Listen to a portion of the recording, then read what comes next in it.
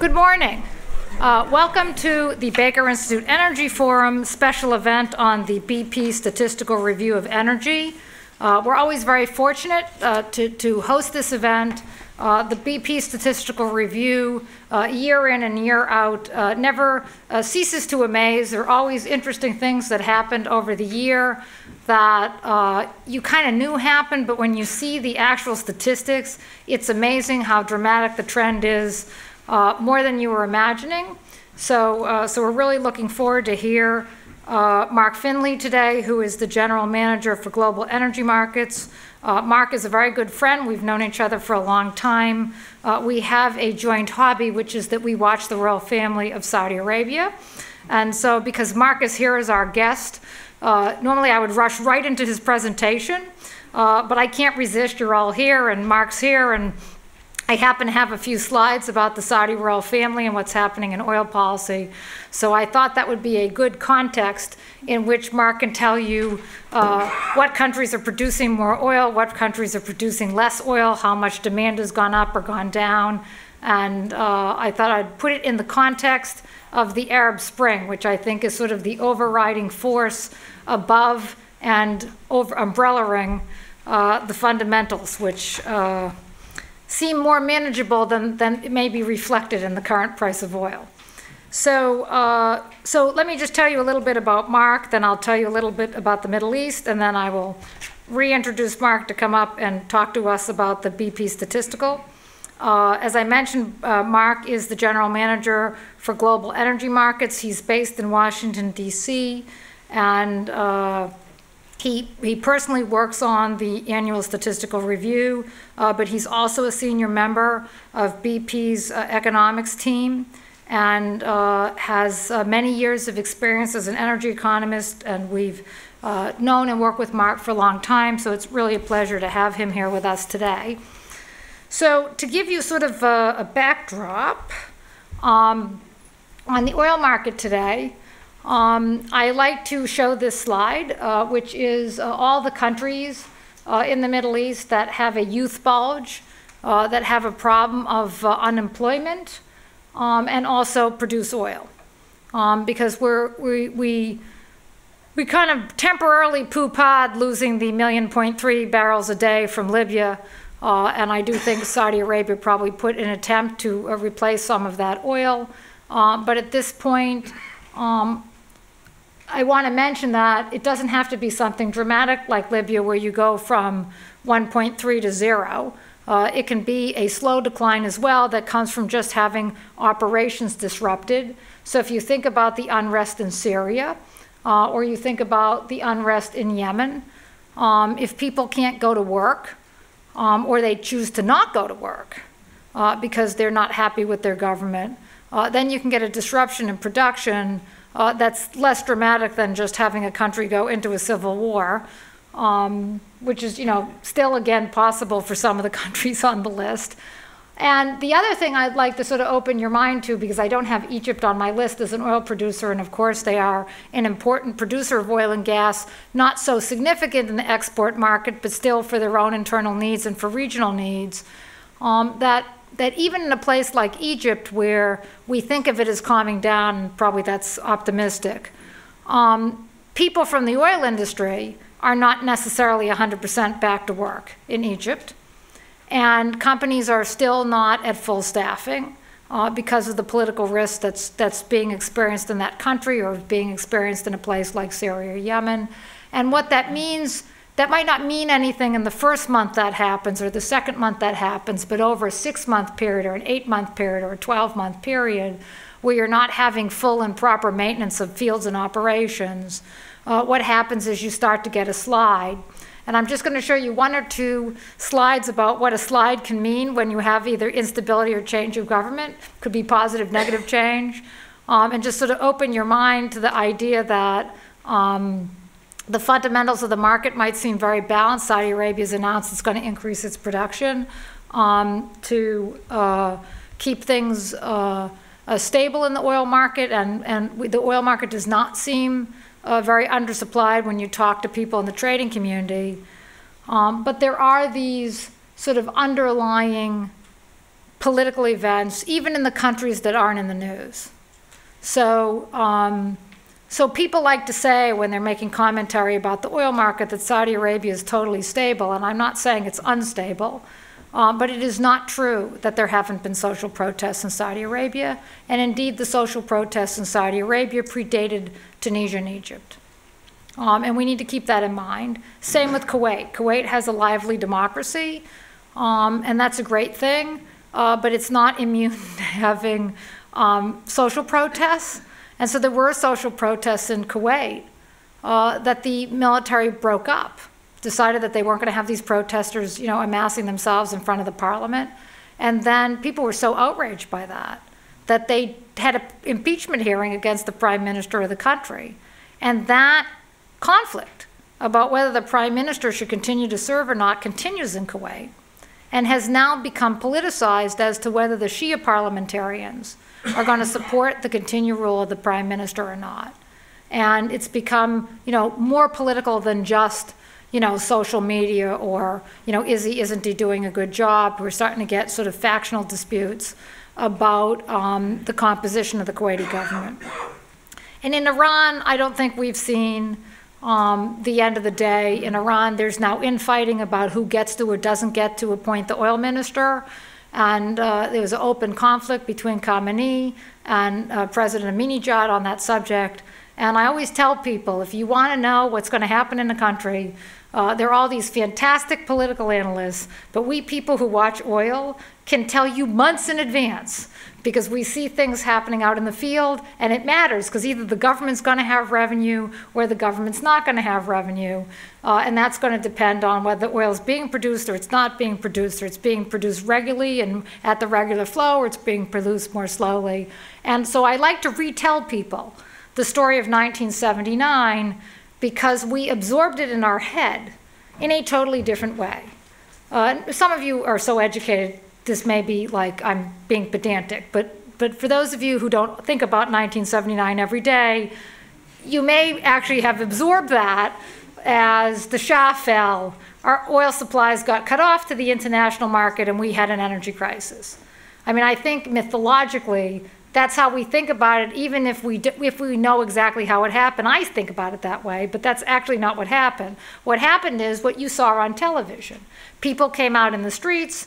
The Shah called the secret police to shoot them, like in Syria. The police kept shooting, and then, you know, some people in the military got uncomfortable with shooting people, but over time, what happened was that the Iranian oil industry became uncomfortable with the government shooting people, and they decided to side with what was then I don't remember what we called it then, but what was the equivalent of the Green Movement. They decided that for their first step is they stopped providing fuel to the military. And when there started to be ramifications for that, they went out on strike en masse. And that cut off 100% of Iran's oil production and exports. And that's what caused the Shah to have to step down. And so the sequence of that, to me, is very important as we look across to the events happening in the Middle East today, because the other thing we all don't remember is we think that all happened in 1 year, these Arab revolutions and social movements and so forth. But let me remind you that the original Egyptian revolution with Gamal Abdel Nasser was in 1952. The Ba'ath Party didn't come into power in Iraq and Syria until the late 50s and early 60s, and Gaddafi didn't come in until 69. So I know we're all used to watching CNN and expecting everything to get resolved in a 2 to 3 month period, because we get bored with the news and need to move on. But my original slide, you're going to be thinking about that for a long time. So with that, let's see, I just thought I'd show you the Saudi secession tree, because that's equally important to think about in light of what I'm talking about. And I'm not suggesting that Saudi Arabia is unstable today. It's not. And they have a consensus system by which they make decisions. And it's more than just the king. He enlists important brothers and ministers in daily policy making. But I was recently at a talk at Harvard by Karen Elliott House, who's writing a new book about Saudi Arabia. Sounds like a very interesting book. And she's been meeting with all the people on this chart. And she had this observation, which I'll share with you because I thought it was an interesting observation. If you take the top line, which are the past kings of Saudi Arabia, take King Fahd, for example. King Fahd was in a coma for the last 5 or 6 years of his rule. And King Abdullah, part of the reason why Saudi Arabia has taken so long to put a lot of oil in the market is because King Abdullah had back surgery in November and was on painkillers and was hospitalized for weeks and weeks and weeks. And then everybody who's in his circle was staying at the Waldorf in New York to care to him. And so decision-making, greatly slowed during his period of hospitalization. And then he went on recovery to Morocco, which I said was sort of like with the Communist Party, like, do you ever come back from recovery from Morocco, right? But the king did come back, and he is in charge today. But if you look at this list of people who I've put on this screen, and there's thousands of members of the Saudi royal family who all, jockey about and want to have a role in decision making. The reason I put this chart is because we believe that there's a secession system, which is basically we go by age and authority and ability. Age being the first and most important criteria. So the current crown prince, who would normally become king, is actually very, very ill. Just came to the United States for treatment again, and is, in some people's opinion, too ill to rule. And that puts the next in line Prince Naif, who's the interior minister. But if you speak to people in the royal family about how this is going to flow, people will tell you different scenarios. Some people say that Prince Sultan, whether he's too ill to rule or not, is taking his throne. And that is because his son, Prince Khalid, who's a very competent member of the Saudi royal family and deputy defense minister and running the war in Yemen and politically popular in Saudi Arabia, knows that if his father's king, that would increase his chances of stepping up in a faster way into the secession line when they drop down to the next generation. But if you're some of the other politically ambitious people, Salman's not ill, you would want to jump in behind him. And interestingly, with Naif's son Mohammed is, again, loved by the United States as the most effective human being, helping us with the war on terror. And so Mohammed thinks that, he should be jumping in line for secession. So there's one plan that says that, Prince Naif would give up his seat to his son, and then they'll jump to the next generation. And wouldn't that be good? Because we wouldn't have 20 years of ill kings, right? But all of this, that I can even tell you these scenarios, is a little bit unnerving in the sense that it means that we don't have a fully settled, clear pathway for how to have a transition in Saudi Arabia that are people in good health that will stand up without interruption and run the country and be the leader of this consensus system. So I'm not saying that there's a crisis or that there's a problem in the royal family.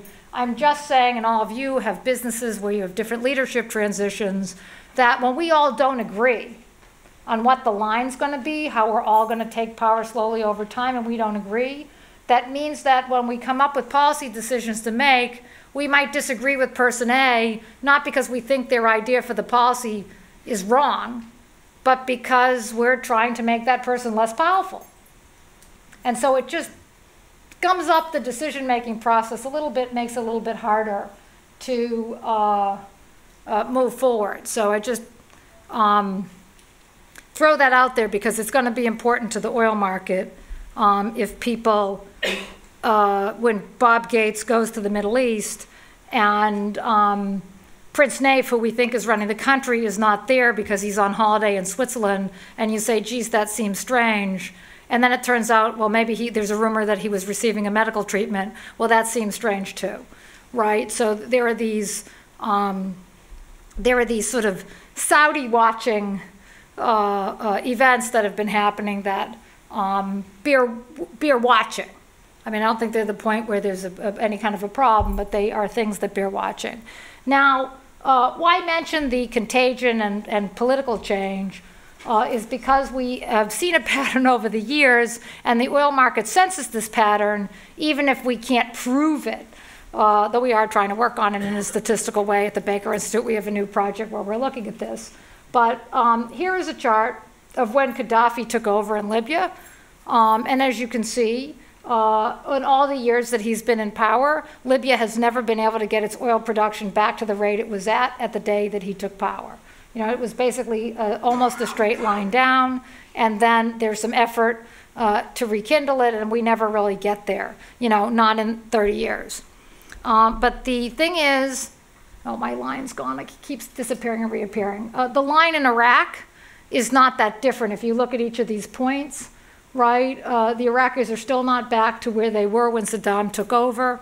You know, same in Iran, right? And you can say, well, part of it's U.S. sanctions, but and I don't want to talk anymore because I want to have Mark have plenty of time. But you know, I could show you charts like this for Russia, for Mexico. You know, we have these either change in political system or massive change in leadership, and the oil production line goes down when the geology hasn't changed.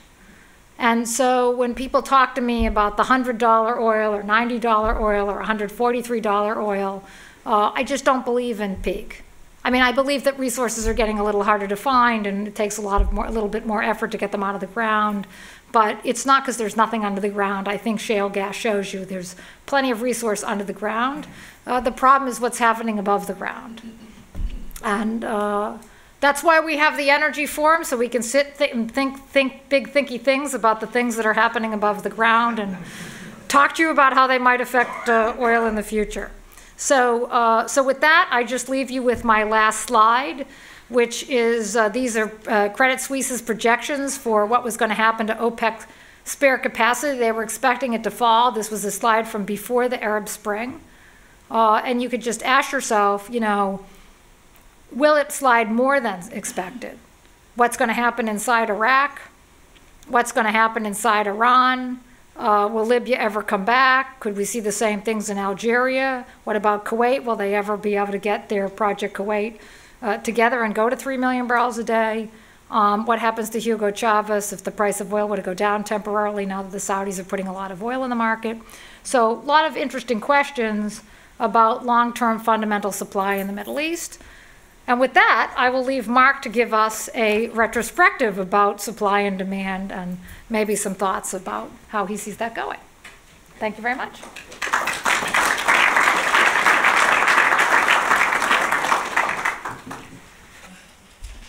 Thank you, Amy, and it's great to have a chance to be back here at the Baker Institute. Thank you for agreeing to host us. Thanks to all of you for taking time out of your busy schedules to join us for what I hope will be a discussion about what's going on in the world of energy, anchored, as always, on the data in this year's statistical review.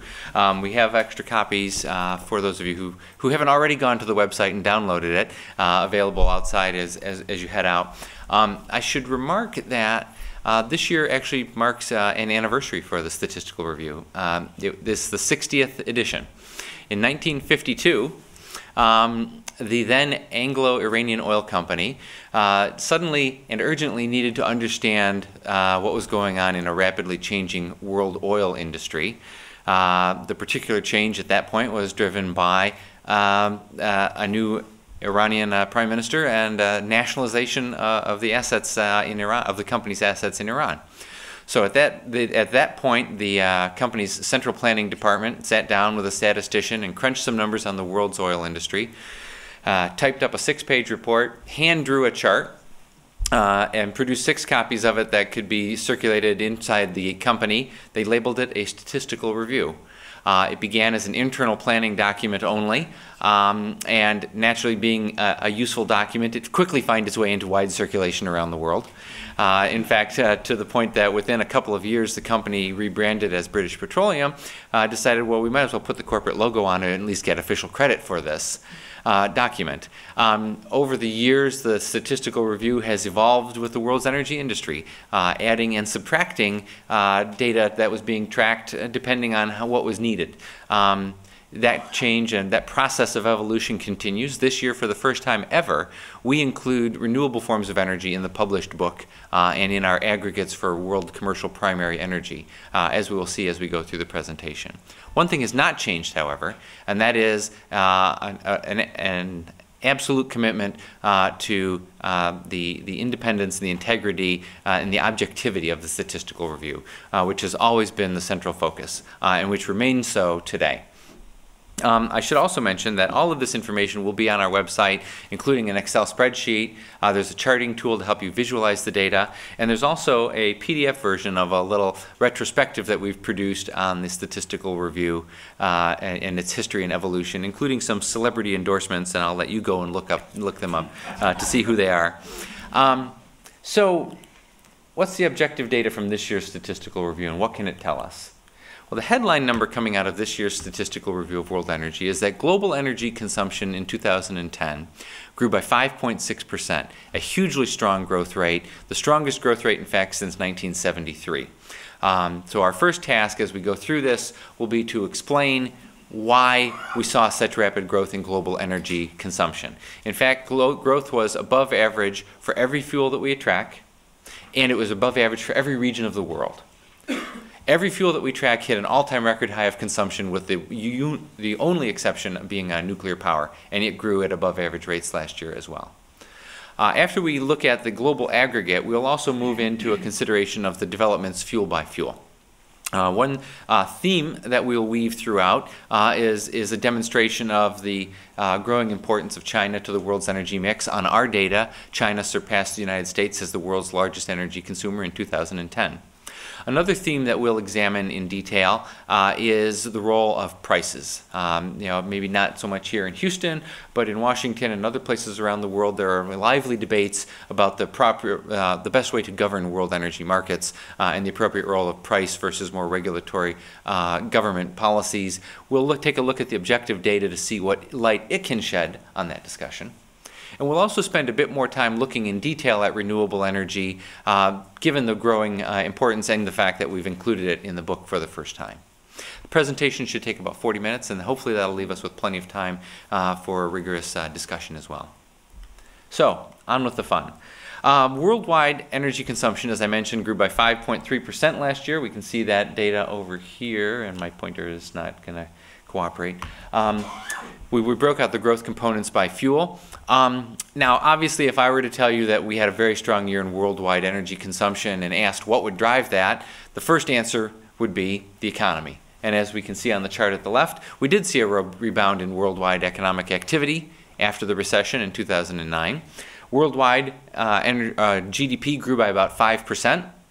You can see that the most rapid growth was in the non-OECD or emerging economies outside the Organization for Economic Cooperation and Development. Here in the OECD, basically the club of rich, mature market economies in North America, Western Europe, and bits of Asia, the economy rebounded but grew by kind of 3.5%, not by the very strong rates that we saw in the emerging economies.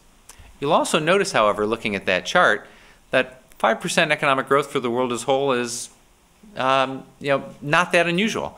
It's not like we can say it was multiples of the historical average or the strongest since 1973. In fact, you can see that GDP grew roughly about the same rates in the middle of last decade, and yet energy demand didn't.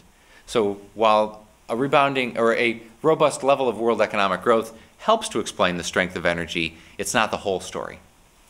Part two of the story is the fact of coming out of a recession. And the historical data in this regard is very solid. We see a very consistent pattern that energy consumption is significantly affected by economic downturns and recoveries. And the reason for that, as you can see on the left-hand side of the chart, is that there are parts of the economy that tend to be more volatile than the overall GDP aggregate. And in particular, I'm talking about industrial activity, which of course tends to be much more energy intensive. So in the last economic cycle that we've been through in the last 2 years, you can see that the world's industrial activity turned down much more rapidly than the economy, and also rebounded much more rapidly. And on the back of that, we can see a dynamic of energy doing the same, overshooting relative to normal levels of economic activity and the relationship between energy and economic activity, both on the way down and on the way up. So that's part two of the explanation. It's not just that we had robust economic growth, but the physical process of going into and coming out of a recession tends to be very energy intensive as well. The third dynamic that helps to explain the overall strength of energy consumption last year is the shifting emphasis of economic activity around the world. We showed this data in bits and pieces earlier, and the point here is to illustrate that, again, first of all, the exaggerated downturn and rebound of both economy and the energy consumption was most pronounced here in the OECD countries, and we all know that. I mean, the recession happened most strongly here. The emerging economies avoided an outright contraction of their economy. And similarly, you can see that energy demand didn't necessarily overshoot to the same degree on the way down and on the way up. But these countries on the right, the emerging economies, are carrying a greater share of the world's economic activity than they have in the past. Their weight is shifting in the world's distribution of economic activity and energy, by the way. These countries now account for the majority of the world's energy consumption as well. And what we can do is actually break down changes over time in the energy intensity of economic activity around the world and accommodate for this shifting weight. So first to the left, there's a very strong pattern over time for the world to become less energy intensive. That is to say, there's a very strong pattern that it takes less energy from year to year to produce the same dollar of economic output. And you can see that while that is a very pronounced pattern, it was not the case in 2010. Last year we had a very rare occurrence where the world became more energy intensive in its economic activity. And the reasons why we can break out on the right-hand side. We already talked about the purple bars, which are the the cyclical dimensions of the recovery from the recession. By the way, notice that the basic pattern is that for the world is to become more energy efficient, if you will, or less energy intensive. And so the purple bit that went positive in 2010 was purely a cyclical reaction of recovering from the recession. But the orange bars on the top reflect a structural change in world energy markets, and that is the fact that the more energy intensive emerging economies are carrying a greater weight in the world's energy mix over time. And as you can see, again, turning back to the left-hand side, in terms of the sheer level of energy intensity, it requires about 50% more energy to produce the same dollar of economic activity in the emerging economies than it does in the mature market economies of the OECD. And when we account for the fact that more of the world's energy consumption and economic activity is shifting to those more energy intensive countries, that gives us the orange bar on the top. So again, to wrap it all up, what happened was last year we had a unique circumstance of very strong economic energy demand growth driven by robust economic growth, recovery from recession, and taking into account the shifting weight of economic activity and energy consumption in the world. Now, a couple of those factors are cyclical and are going to reverse as we get back into a more normal relationship between energy and economic activity. But the structural bit about the shifting weight is going to be with us and is going to be supporting levels of energy consumption going forward as well. With that by way of an introduction at the high level, let me turn next to a review of the developments fuel by fuel. And we'll begin with the fuel that is the world's dominant source of energy still, oil, which accounts for about 1/3 of the world's total energy consumption. Although important to note that oil has lost market share consistently for 40 years and uniformly for the last 11 years. Oil has lost market share every year for 11 years in a row. And why is that? Well, partly because it's so darned expensive. The chart on the left shows oil price movements over the last decade or so. And you can see that on average last year, the price of oil was about $80 per barrel, the second highest price in nominal terms, at least, ever recorded. And we have data in the Statistical Review on oil prices going back to 1861, which is just 2 years after Colonel Drake drilled his well in Titusville. So this is a big deal. I mean, this is, it's worth putting this data in a long historical perspective. Now, oil prices last year grew by about 30%, but if you look at the green line rather, which is the movements within the year, you can see that there was actually a stretch from late 2009 to late 2010 when prices moved in a relatively narrow band of about $70 to $80 per barrel. By the way, of course, the prices we're using here are dated Brent, but the story, at least until this year, was similar for U.S. benchmark of West Texas Intermediate as well. And by the third quarter of last year, we can see on the chart on the right that the volatility of oil prices, at least on a monthly basis, by the fall of last year was at levels in percentage terms that we hadn't seen in 15 years. But that underlying stability of oil prices actually masked significant changes that were going on behind the scenes in the balance of supply and demand in the world that set the stage for the big breakout in oil prices that we've seen this year, with prices on international markets going up by $40 to $50 a barrel. An increase that, by the way, began before the unrest in the Middle East broke out. And why did it begin before then? Because it was driven by the fundamentals, and in particular, driven by the fact that last year, demand grew faster than supply. The chart here shows growth for the world as a whole, for the world's oil demand and for supply. And you can see that by the second half of last year, growth rates for consumption were well above the growth rates of production around the world, and that's continued into this year. Worldwide oil consumption grew by 2.7 million barrels per day, or 3.1%. Very strong growth rates, the strongest, almost triple the historical average for the growth rate. And where did that growth rate take place? Pretty much everywhere. Oil demand, like energy in general, grew at a fairly robust clip broadly around the world. The biggest incremental growth was in China, where oil consumption grew by 10%. But you can see that we also saw strong growth, for example, here in the U.S., where actually we saw the first increase in oil consumption in 5 years. That's true for the OECD countries as a whole, by the way, as well.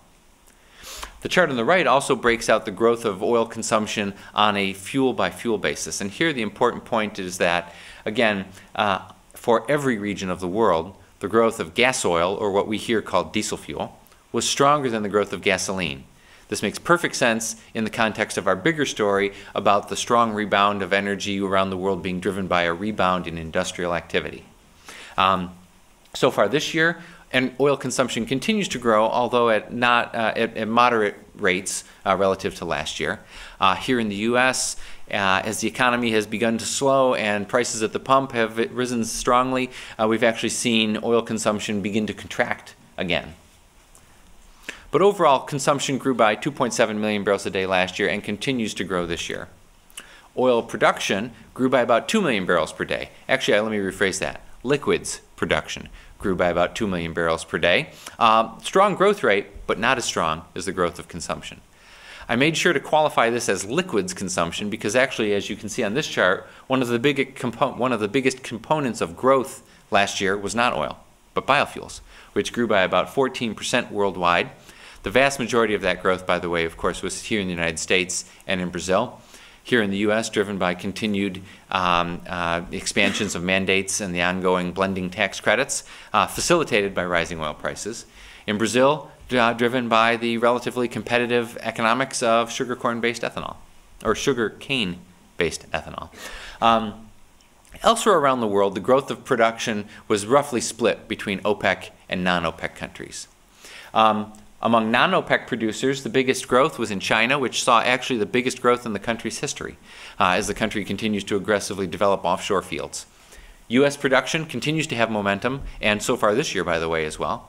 Last year's growth was roughly split, a third each, between continued momentum in the Gulf of Mexico, onshore production of crude oil, and the production of natural gas liquids on the back of strong growth of natural gas supply, which we'll come to. OPEC production grew, but not because OPEC members increased official production allocations. Those haven't changed since December of 2008, and including a meeting a couple of weeks ago. Rather, the places where we did see increases, Nigeria, there were some new fields brought on stream, but also a lull in civil war that permitted a recovery of production. In Qatar, the growth was driven by strong growth of production of natural gas liquids in association with growing production of natural gas, which we'll see coming up shortly. We did see an increase in Saudi Arabia late in the year in response to tightening oil market fundamentals and higher prices. So far this year, Amy mentioned the loss of Libyan supplies. We've seen announcements by OPEC and by Saudi Arabia in particular that they are committed to offsetting the loss of Libyan supplies, although by our math and most everybody else's, the increase in supplies that we've seen elsewhere have not been sufficient to completely offset the loss of Libyan supplies. And following last week's OPEC meeting, we've seen the government of Saudi Arabia announce that it intends to meet the market's demand and to increase production. On our math and most others, the market requirement is for about 1 million barrels a day of additional OPEC production beyond current levels to maintain a market balance for the rest of this year. And by the way, when I say maintain a market balance, note that it's at a price level that is on track already to be the highest price ever recorded, either in nominal or in real inflation-adjusted terms. So let's turn to inventories. Now, as an economist, I love to talk about inventories. If you want a single data point to tell you what's happening in any market, look at inventories because it's where supply meets demand. Unfortunately, the typical picture that most people look at is the one on the left, commercial inventories onshore in the OECD countries. We oil market analysts look at that because it's about the only data that we really get on inventories. And unfortunately, it does not support my story. My story is that demand grew faster than supply. That would suggest that inventories fell. Inventories last year onshore were about flat where we can see them. That doesn't tell the whole story, though. To get the whole story, you have to look at the chart on the right. And remember that in 2009, as the oil market was oversupplied in a recession, we saw a rapid accumulation of oil inventories at sea. And in 2010, as the underlying fundamentals began to tighten, that was the first thing to go, because it's an expensive way to store oil. So what happened was, in effect, the fact that inventories onshore were unchanged was masking the real withdrawal of inventories, which was taking place at sea. The inventories were basically moving ashore. And that was what masked the real underlying tightening of the market that has set the stage for the higher prices that we've seen, with momentum, of course, added by the loss of Libyan supplies. We can also use the data in the statistical review to step back a bit and get a bit more historical perspective. This data shows changes, aggregate changes in the world's oil consumption and production since the year 2005. In aggregate, the world's oil consumption grew by a bit less than 3.5 million barrels per day. On the left, far left, you can see that all of that growth was accounted for by the emerging economies outside the OECD, partly offset by declines in the US and other mature market economies. But in net, keep the figure plus 3.5 million barrels a day in mind. Non-OPEC supply grew by 2.5 million barrels per day, roughly split between biofuels and more conventional sources of supply. OPEC production declined. The declines masked by growth in Iraq and the production of natural gas liquids, again, two factors that are outside of the production sharing agreement. Production of crude oil among the countries that are participating in the production sharing allocation scheme fell by 2.5 million barrels a day over that 5-year period. And on the right, we can see one of the factors contributing to that, which is levels of industry activity, in this case using rig counts as an indicator of that. And you can see that in non-OPEC countries, the levels of industry activity in the rig count more or less follows the price of oil. Whereas in OPEC member countries, we haven't seen that same degree of response to drilling activity. Now, OPEC member countries on the back of this have actually been losing market share in recent years. These countries control about 77% of the world's proved oil reserves, but just over 40% of the world's oil production. Let me turn next to refining. Worldwide, we did see a rebound in refining margins last year and continuing so far into this year from very low levels. The recovery in margins this year have kind of gotten back toward average, but note that we're still well below the high refining margins that we saw in the middle of the last decade. The reason why margins have been, up until very recently, below average is because spare capacity in the world's refining system has been growing significantly. In fact, 2010 was the first time in 5 years that the growth of refining capacity was less than the growth of consumption. Previous to that, we'd been adding spare capacity in the refining system worldwide for 4 years in a row. And even with last year's experience, spare capacity in the world's refining system is 5 million barrels a day more than it was 5 years ago. And where is that growth in capacity taking place, and where is the growth in refinery throughput taking place? Of course, where the demand growth is, in the emerging economies. You can see in the chart on the left that for the first time ever last year, the majority of the world's refinery throughputs were in the emerging economies of outside the OECD. While capacity utilization for the world's refining system did tick up last year for the first time in 5 years, the level of capacity utilization remains well below the historical average. And we are seeing, in fact, a rationalization of refining capacity in the countries that have had structural declines in consumption in the OECD countries. But there's still, as I mentioned, an overhang of spare capacity, and further rationalization seems to be proceeding. The other noteworthy dimension of the refining side of the industry is that we've seen a strong recovery in crude quality differentials over the last year. At first driven by strong growth in consumption, and more recently exacerbated by the loss of Japanese refining capacity following the earthquake and the tsunami, as well as the loss of high-quality Libyan crude, which, to the extent it has been replaced by crude streams that are heavier and higher sulfur content. Let me turn next to natural gas. Natural gas consumption worldwide grew very strongly last year by 7.4%, the strongest growth rate since 1984. As you can see on the far left, the growth was well distributed around the world. The strongest incremental growth, in volume terms that is, was here in the United States. And that was driven by what you see on the right-hand side, which is that it remains the case that U.S. and North American natural gas prices are disconnected from natural gas prices elsewhere around the world.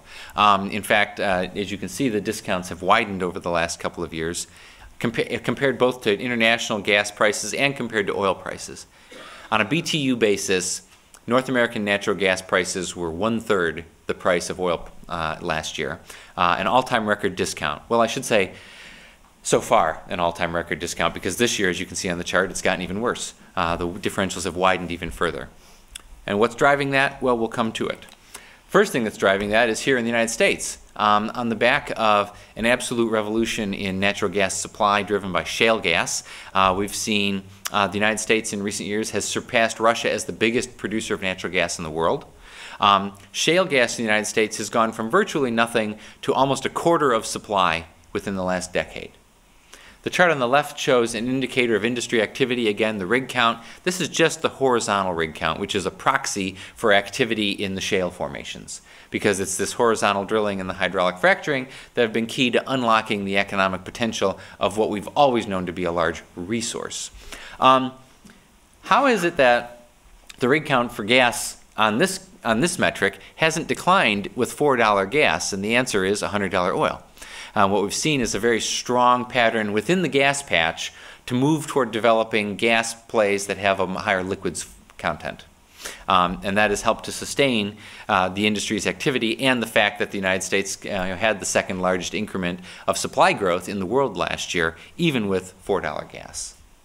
On the demand side, we can see on the right-hand side, the evidence is very clear that gas continues to win market share from coal. This is without a price of carbon, by the way. This is just the pure economics of gas prices versus coal prices, leading to gas to win market share. Now, and for those of you who've seen this presentation, or maybe I should say suffered through this presentation in the past, you'll know that we've talked about LNG and its role in trying to link markets around the world increasingly. Not happening now. It's not happening. It's not because that LNG isn't available to link these markets together. You can see here that LNG supply last year grew by 23%. Over 3 years, it's grown by 60%. Rather, what's happening is that the U.S. hasn't been able to partake in that because the only capacity we have is to receive LNG, at least so far. As the U.S. has become self-sufficient, the U.S. has disconnected from global markets that otherwise are increasingly linked because of this trade in LNG.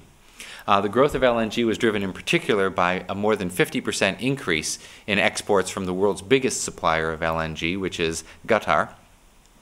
And it's not just that volumes are growing rapidly. The panel on the right shows the growing diversity of trade around the world. I mean, as it's grown over the years, LNG began as a series of bilateral transactions. I would contract with you, I would liquefy, we'd get a ship or two, you would regasify it, and the ships would just go back and forth. And so LNG was a series of bilateral transactions. what we're seeing now is a growing number of trading partners, both for the importers and for the exporters. Qatar by itself added 4 new countries as trading partners for LNG last year alone. In essence, what you're seeing is the development of a market, a flexible, cobweb of trading relationships rather than a series of bilateral transactions. And where we can see the impact of that most clearly is in Europe.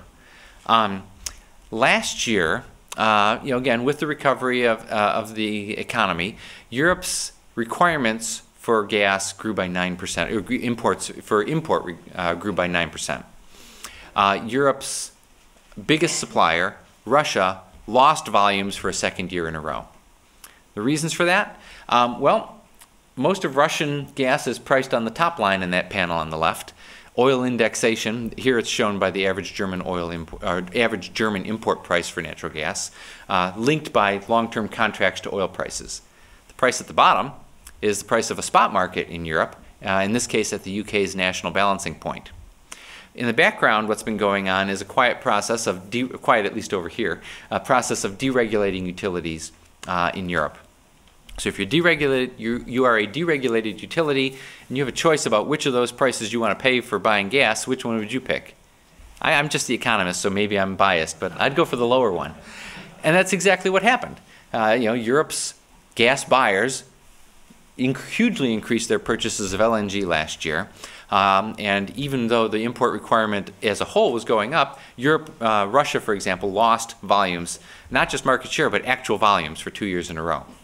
Not surprising then that last year you began to see Russia and other pipeline suppliers to the European continent agree to renegotiate a portion of their contracts and to begin to price some of their shipments on the basis of those spot cargoes. We're seeing less of that, by the way, in Asia, not because the LNG availability is different, but because the regulatory environment is different. The process of deregulating utilities hasn't proceeded with the same vigor in many of the Asian markets. Next, let me turn to coal. Coal actually was the fastest growing of all the fossil fuels last year, growing by 7.6%. Coal has been gaining market share in the last decade or so in the world, and now accounts for almost 30% of the world's total energy consumption. The chart on the left breaks out the growth by region, and you can see that the most rapid growth was in China, where China now consumes 48% of all of the world's coal in a single country. But it's also important to note that we saw strong growth of coal consumption in India, where consumption grew by more than 10%. In the United States, on the back of the economic recovery. In Europe even, we saw an increase in coal consumption last year. It was coking coal for steel production, not for steam for power generation, by the way. Now in the background, we are also seeing the emergence of an international marketplace for coal. It's not as deep, it's not as liquid, pun intended, as the oil market. Small in volume terms compared to oil, but growing rapidly. In fact, last year, international trade in coal grew by about 15%, or twice the underlying growth rate of supply and demand. The chart, the example shown specifically here is for China, which has become a significant importer in recent years. The chart shows the green line is the price of coal in China minus the price from one of its key suppliers, Australia. You can see that the data is very clear. When Chinese coal gets expensive, Chinese imports go up. When Chinese coal is relatively less expensive relative to its international prices, imports go down. So in the background, it's not in the headlines, it doesn't attract the controversy, but there is a quietly, efficiently functioning international marketplace for coal. Among other fuels that we cover, nuclear and hydroelectricity each account for about 5 or 6% of the world's total energy mix. Both, like every other fuel we track, had above average growth rates last year. Here it's hard to make the case that this is because of a strong economy. These are projects that take years, decades to build. In the case of hydro, there was some new capacity last year, but more importantly, 2010 was the wettest meteorological year on record with world hydro data going back to 1900. I know people here would like to get a piece of that, given how dry it's been, but worldwide it was a very wet year. Nuclear power had its first growth in 4 years, but on the back of those 3 declines I mentioned earlier, nuclear was the only fuel that we tracked that did not hit an all-time record high last year. And of course, with the tragedy in Japan, with the tsunami and the earthquakes impacting nuclear power, and the German government's response to shut down nuclear plants as well, I think we'll probably see that bar going in a different direction in 2011 when we come back, if you'll invite me back. Now, we can use the data in the statistical review to get a first calculation, back of the envelope, rough, but a first indicator of what happened with CO2 emissions last year. You'll not be surprised to hear that they went up, and they went up very strongly. In fact, on our data, grew by 5.8%, stronger than overall energy consumption, because of the importance of coal and the rapid growth of coal. On our data, the growth of CO2 emissions from energy consumption had the strongest growth rate since 1969. You can see on the left the components of that contributing from oil, gas, and coal, respectively, in terms of contributions to growth and where the growth is coming from. An important observation, I think, is that similar to the energy intensity discussion we had earlier, there has been in the world's energy economy a very long-term trend for greater efficiency. There's also been a very long-term trend for reducing the carbon intensity of the world's energy mix. Hasn't been the case now for about 10 years now. It's been going in the opposite direction. The world's energy mix is actually becoming more carbon intensive, not less carbon intensive. And that's driven exclusively by the rapid industrialization that's taking place and the growing use of coal outside the OECD in the emerging economies. Let me move next to renewable energy, and I have a series of slides here that go through the data in a bit more detail than you would expect given their market share, because it's new and because being covered in the book for the first time, and because I think we can begin to make some interesting observations from the data. First, on the left, we can see that these fuels form a very small share of the world's total energy mix, 1.8%. By the way, on this chart, we're showing both biofuels and renewables in power generation, which is primarily wind, but also geothermal, a bit of biomass, and solar energy. We're tracking commercial renewable energy here. So unlike, for example, the International Energy Agency, we're not looking at the wood you burn in your fireplace or people burning dung for cooking fuel in emerging economies. We're looking at commercial forms. On that basis, the share is 1.8%. The share has tripled in the last decade. On the right-hand panel, you can see that the growth rate has been about 15%. Can you clarify, is that consumption or capacity? This is consumption. In the past, we've produced books on data on capacity, and you'll still be able to find the capacity data on our website. But this is actual output or consumption. Growing at an aggregate by about 15% a year over the last decade. In the last 5 years, renewable forms of energy have met a bigger share of the growth in the world's energy consumption than oil has. So it is beginning to make a material contribution. And especially we're seeing that contribution in the OECD countries, in the mature market economies. On the left-hand side, rather, we can see that for the world as a whole, about 3.5% of the world's power is generated by renewable fuels.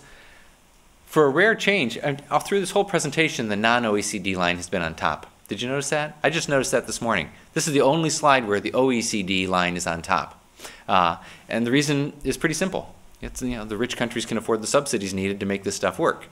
If we make a list of the countries that have the biggest share of renewable energy contributing to power generation, which is what we do on the right, you'll see a common theme here. Rich European country, rich European country, rich country in Asia, rich European country. The Philippines is an exception because of a large endowment of geothermal energy, and another rich European country. By the way, the biggest consumer of renewable fuels in the world, of course, is the United States, but as a share of the total, it doesn't make the list. So taking that as a starting point, we can tease out some interesting observations. So let's look at some of these European cases in more detail. Renewable forms of energy now meet about 5% of Germany's energy mix. If you look at the line for renewables in the last decade and compare it to the experience of nuclear power 35 years ago, it's the same line. So I think we can make some observations based on that. First, there is a precedent for new forms of energy to work their way into a country's energy mix in a material way. But it takes time. It takes 10 years to go from 1% to 5%. On the case of Spain on the right, we can also make some interesting observations. Again, aggressive feed-in tariffs to support the rapid development of wind and solar energy, and you can see that playing out here. Last year there was also a wet year with hydro. When you add all those up, you really see coal in particular get squeezed. In economics, we like to talk about the role, the law of unintended consequences. As coal became very aggressively squeezed, the Spanish government, in a recession like the rest of us, responded with subsidies to maintain jobs for coal miners. And in fact, this year we've actually seen, as both of these countries have hit the wall with their budgets, like here, there have been cutbacks in the feed-in tariffs that are needed. Let me rephrase that. We've seen cutbacks in the feed-in tariffs. We will see next year when we get the data whether these fuels have achieved the economies of scale to compete without them or not. But I think it is an interesting observation that the subsidies needed to drive this rapid growth rate quickly become material, and the challenge in a constrained budget environment is, can they be sustained? And can these fuels compete without them? The other thing we can observe is that this is increasingly no longer just a game for the rich countries. The biggest growth in the world in renewable energy in recent years has been in China. And in fact, China last year replaced the United States as the country that has the biggest capacity for wind power in the world. And you can see the growth rates have just been off the chart. So let me wrap up, and thank you for your time and attention. We've been doing this for 60 years now, and in 60 years the world's energy mix has changed profoundly. When we first wrote the first statistical review in 1952, which is on our website, by the way, if you're a history buff, coal was by far the world's dominant fuel. As the process of industrialization reached its maturity in the OECD countries, coal lost market share dramatically to oil and to natural gas.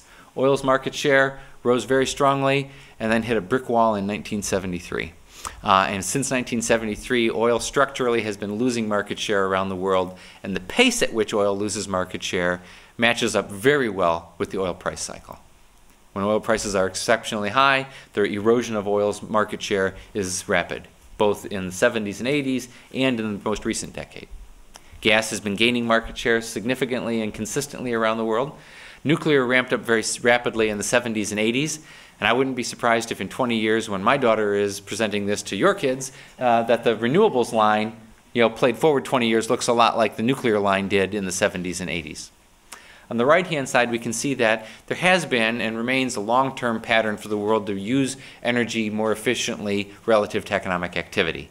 Last year's blip up in that relationship was clearly an aberration in a very strong historical pattern.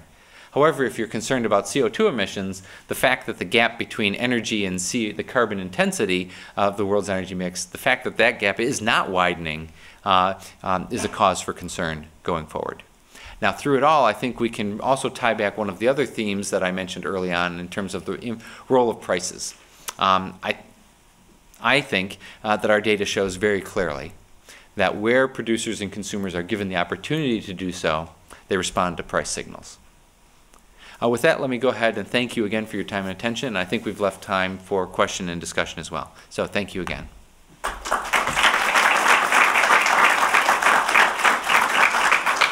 How do you prefer we run the Q&A? Just do you want me to MC it? All right. Pick random people. Okay. I'm just curious, when you think about the future trend for renewables versus the trend for nuclear, how does the role of renewables competing with the food supply affect that outlook? It's an important question, and obviously we won't know until it happens. I think that, well, let me say it this way.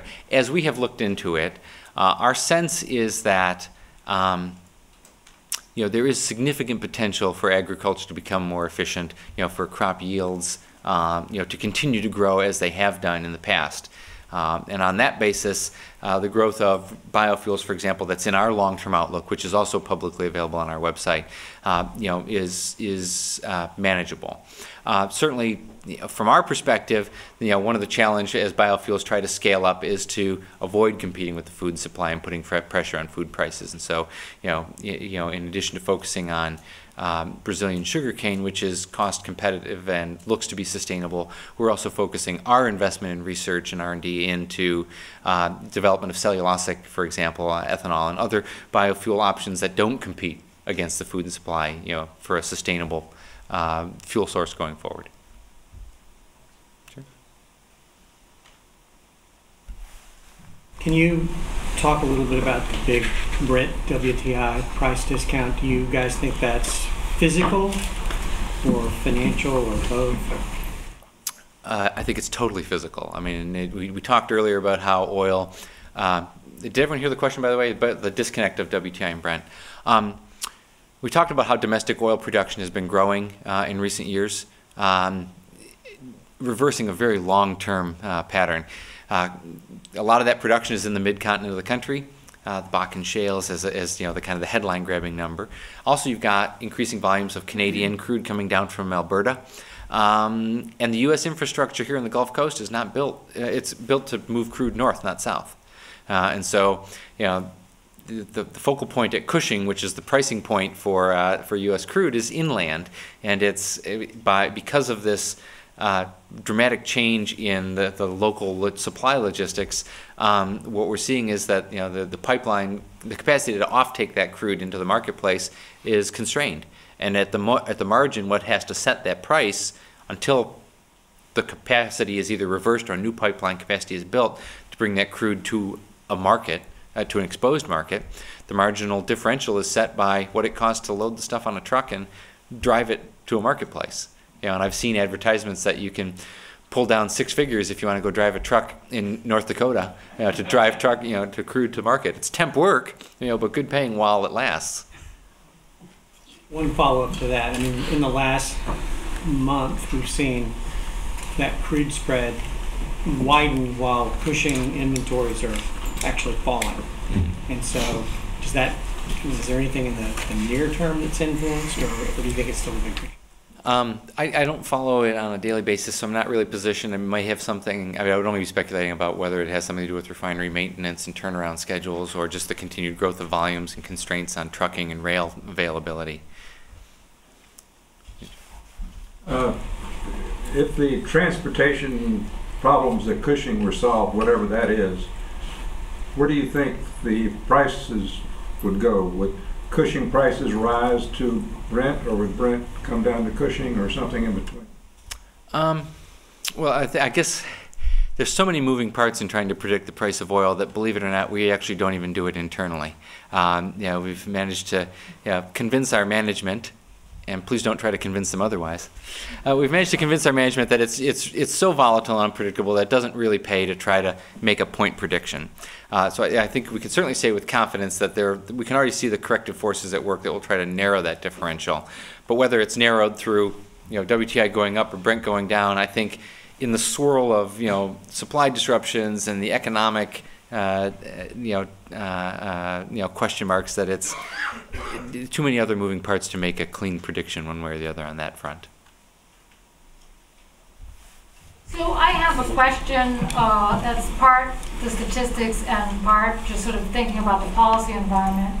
So it's actually quite interesting and surprising to see that CO2 emissions globally were easing off with the energy intensity, and then suddenly we've taken a turnaround in the year that climate negotiations broke down, and in the year that climate policy in the United States seems to be politically off the table. Is there anything in the statistics that lends itself to thinking it's a blip, or do you see it as if the politics around the policy doesn't change and it remains sort of unsettled, might that become a new trend line going back up, and if it is, will that change the policy environment?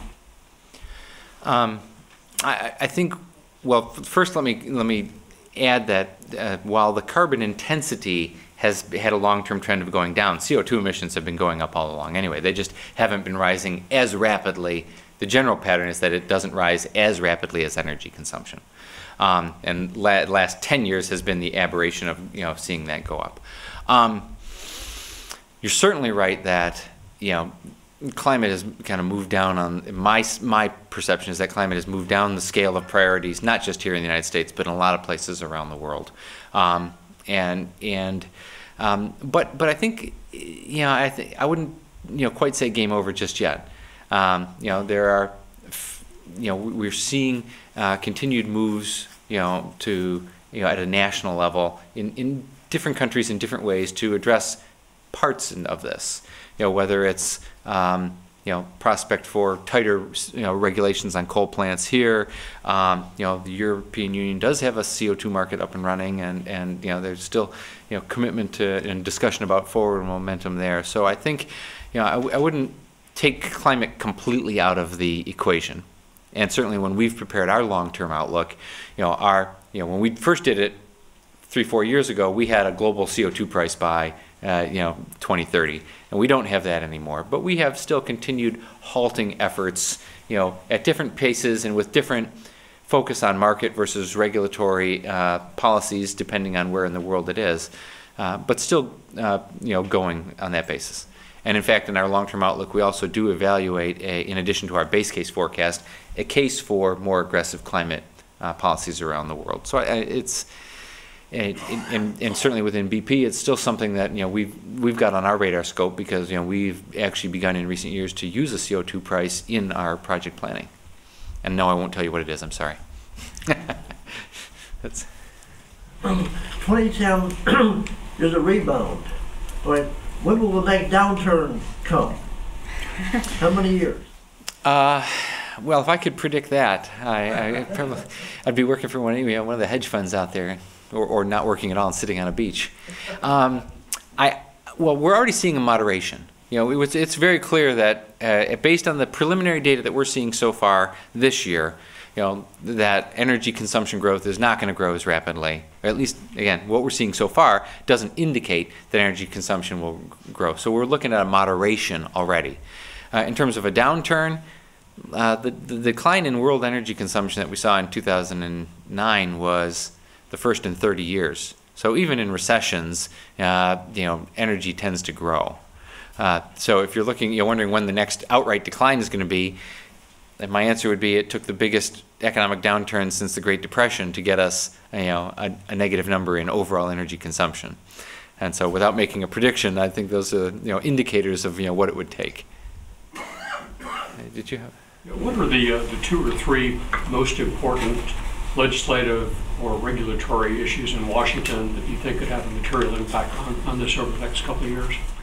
Wow, that's a tough one. I'm afraid that I'd have to beg off on that one because I would just be speculating on the political process. I think what I would like to say is that, again, I think the data shows very clearly that an appropriately governed and regulated market, our data shows that a price signal works and people respond to it both on the production and the consumption side, and that as an economist I have to believe that is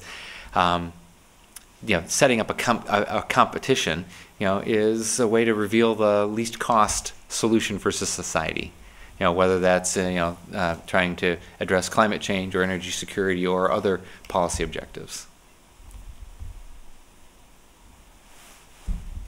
You had a graph that showed that the OPEC rig count wasn't really following oil prices, but non-OPEC does. Is there anything you see that's going to change that going forward?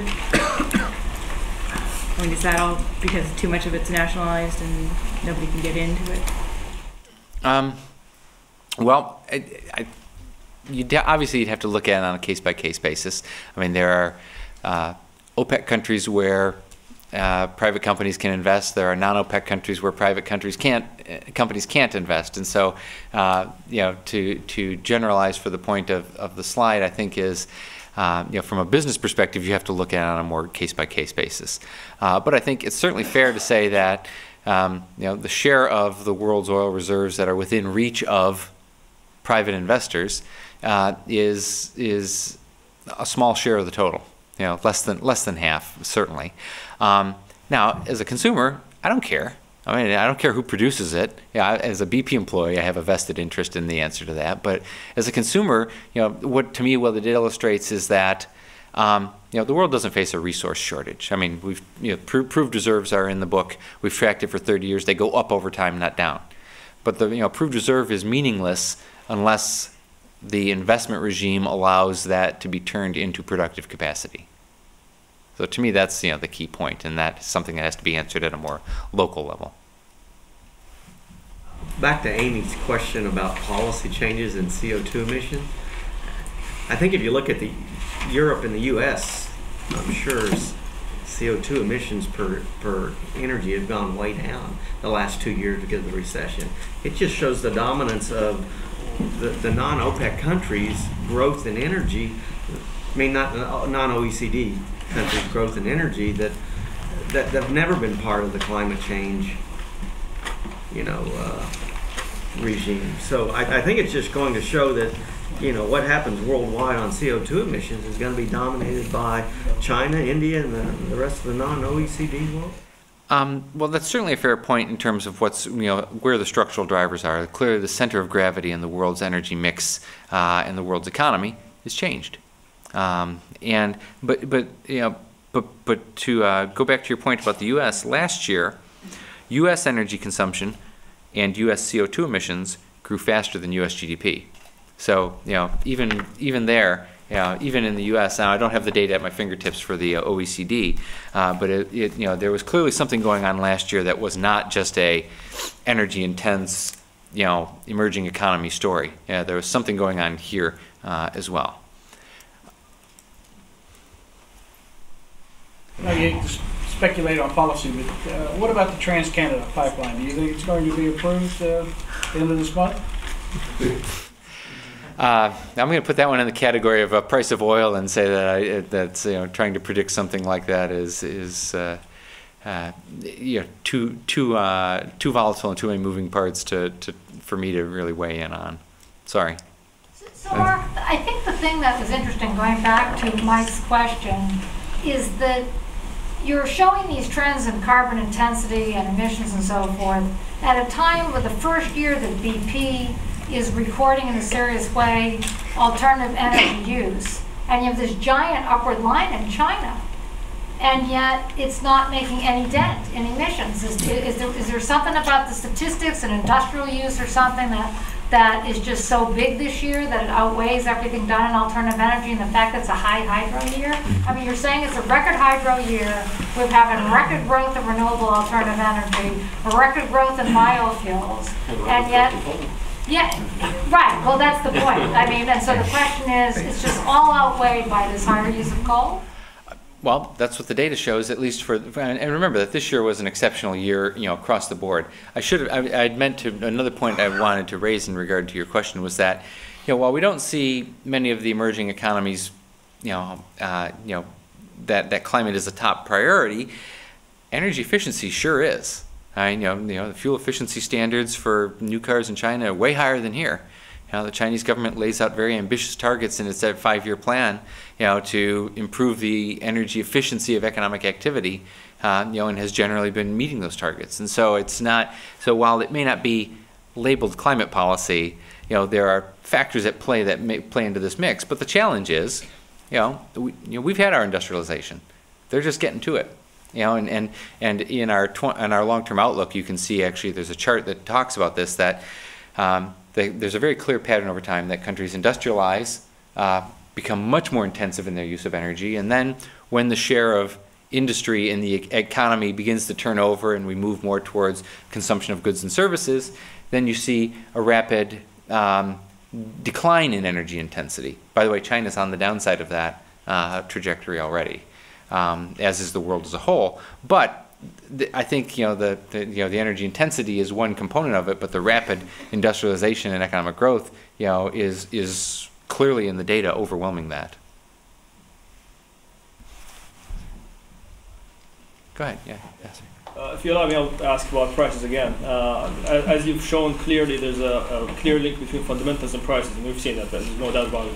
But in a year that we've seen record prices in precious metals, gold and silver and others, and do you allocate or do you explain prices in somewhat during a year of nervousness, Moody's revision of U.S. ratings and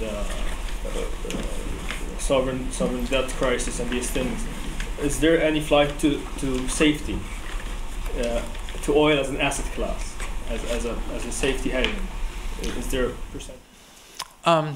Well, there's clearly more interest among investors around the world in energy and other commodities. The question I have is, does that mean that the price at the end of the day for the physical commodity is different than it would otherwise be? And there I find it difficult to make the causal connection, at least given the data that I have available to me.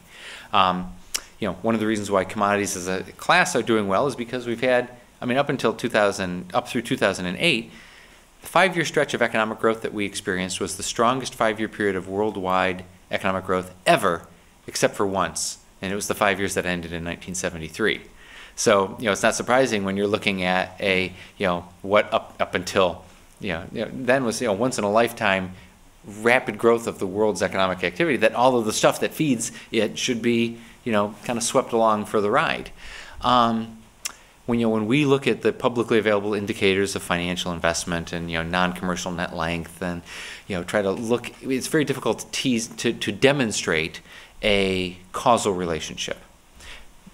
It seems to us more likely to be the fact that the fundamentals point the train in a certain direction, and then once the train is pointed there, then the investors say, oh, there's a good play, and pile on. They don't set the direction. And so, at least from the data that we can tell. And similarly, in things like the correlation between oil prices and the stock market or the value of the dollar. There's temporary correlations, but if you go back over long time periods, there's really no structural relationship there. And so again, at the end of the day, what it leaves us, as we constantly search to explain what drives these markets, it leaves us yet again with the perception that we can explain the broad movements of these prices, if not the specific penny, with a robust understanding of the fundamentals of supply, demand, inventories, and people's expectations of where those fundamentals are pointing the tracks. Okay, well, I'm going to, I think it's time for lunch. Okay. Okay. I want to thank you all and thank Mark very much for a very interesting presentation and discussion. Lunch is served out in the Commons, so we invite you all to join us for lunch this afternoon. And Mark is going to take a few questions from the media now, if I'm not mistaken, and I'm coming back. Yep, I will. And I look forward to lunch and to your continued